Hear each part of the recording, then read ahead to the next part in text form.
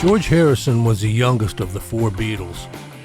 Throughout his career with them, he played guitar, sang, and wrote songs in the shadows of Lennon and McCartney. I guess some people can say he was pushed to the side because he didn't have as much talent and he was just there as a supporting cast. Maybe so. He was the baby of the band, so it would put him a year or two behind the others in his development. But through the years of growing up a Beatle, if you look a little closer at him, you can see George start to emerge into his own person. And when given the chance to step out, George was ready. I don't find it surprising at all that George Harrison was the first Beatle to release a #1 song and album after the Beatles' breakup. You could see it coming if you look back close enough. Like George himself said, "I didn't have many tunes on Beatles records, so doing an album like All Things Must Pass was like going to the bathroom and letting it out."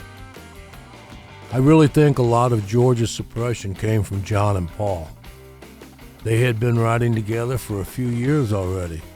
They had quite a bit of material started, and when the opportunity arose, they were ready. And another reason George didn't get the chance was the cigar smokers higher up had a product that was making them big money, and they wasn't going to rock the boat or try and fix something that wasn't broke at that time. One thing for sure is, George was paying attention and working on his songs all during this time. He usually wrote alone, but I'm sure when they had the time, John and Paul gave him advice. He did get a few cuts on an album once in a while. George wrote 22 songs on his own that made it on Beatles albums, out of the 180 or so original songs recorded for him. His earlier material was good. Maybe not great, but they was good solid songs, like Taxman and If I Needed Someone. You could hear him starting to develop. Some of the songs that made up his All Things Must Pass album, like Isn't It a Pity, Let It Down, and Hear Me Lord, and the title song All Things Must Pass, were among the songs that Lennon and McCartney had routinely overlooked when picking songs for Beatles albums. At the end of the Beatles' run together, George did get the songs Here Comes the Sun and Something onto the Abbey Road album. The song Something was to become the second most covered Beatles song, just behind Yesterday. Frank Sinatra said that Something was the best written love song the Beatles ever recorded.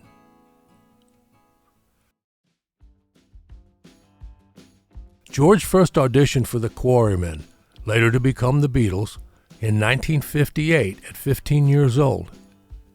It took a little more time, just hanging around to get him in, and Paul talking to John, who thought George was a bit young for them. But soon George was the guitarist for the group, and at 17 years old he headed out to Hamburg, Germany with the group and really started to cut his teeth mastering the guitar. George worked himself into a good guitarist during these early years, also started singing lead vocals on some songs. Paul also helped George to learn to sing harmony. Back in those days, you really had to be on your toes and have a good ear to sing harmony, as there was no such things as monitors. Most of the time, they were lucky to have a PA system for some gigs. But either way, George learned and became a very good lead singer and harmony singer. By the time the Beatles returned from their first United States trip in February of 1964, they were put under the gun to get new material out, and Lennon and McCartney worked the magic again with the Hard Day's Night album, sealing the deal to what was working and selling. So again, George, who really started to get serious about songwriting around this time, was left behind. We have to remember here that at this time in the Beatles' career, nobody knew how long this would last. So everyone was in a hurry to make as much as they could and do it quickly. The Lennon-McCartney team was putting out hits, and as I said, the big boys upstairs was not going to let that change. Their producer George Martin was told by his bosses to keep doing what was working, and he did. So really George Harrison's fate was pretty much sealed, And although he was allowed to get a few songs on some of the albums to come later, he had to really fight and kiss ass to get him a cut on one. But after John and Paul decided to walk away from the Beatles, George was free to do the same, and he had a backlog of many great songs just waiting to record. When they started the serious recording on the All Things Must Pass album, George brought in a lot of players to work with him on it. Some really great musicians. Of course, his closest Beatle friend Ringo was there, along with Billy Preston, steel guitarist Pete Drake, and a very young Peter Frampton, who was quoted as saying, "This was the greatest time ever."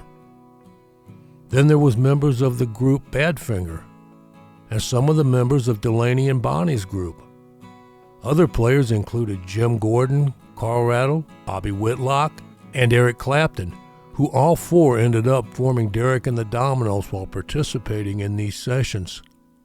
Even old friend and bodyguard Mal Evans played some percussion, and the list could go on, but you get the idea. George had some of the best in there working on this album. The album was produced by George himself, along with Phil Spector. Although I like a lot of the songs Spector produced, I could have done without his wall of sound on a few of the cuts from George's album, but that's just me. Either way, the album, even today, is considered one of the best post-Beatle albums released, and many consider it the best. A few music historians have even mentioned this album in the same breath as Sgt. Pepper's. That says a lot. If you haven't listened to the album All Things Must Pass, you should. Even if you're not a big Beatles or a George Harrison fan, you need to. Just for the fact of hearing a very well-produced album with some of the best written songs of that era on it. Maybe things worked out best for George Harrison in the long run. From what we know about him, I'm sure he found good in his being the youngest Beatle and having to wait for his time to step out in the light. Because when he did, he lit up the rock world with this album, All Things Must Pass. I know there's plenty more to say about George and his album, but I'm going to leave it up to you all. Just sound off in the comments section below. I know I have more thoughts on George, but they will come in another video at another time. So if you enjoyed this short piece on George Harrison and his album, please give it a like and subscribe, especially if you'd like to catch more like this, which I will have coming up every so often in the weeks to follow. Thank you all for watching.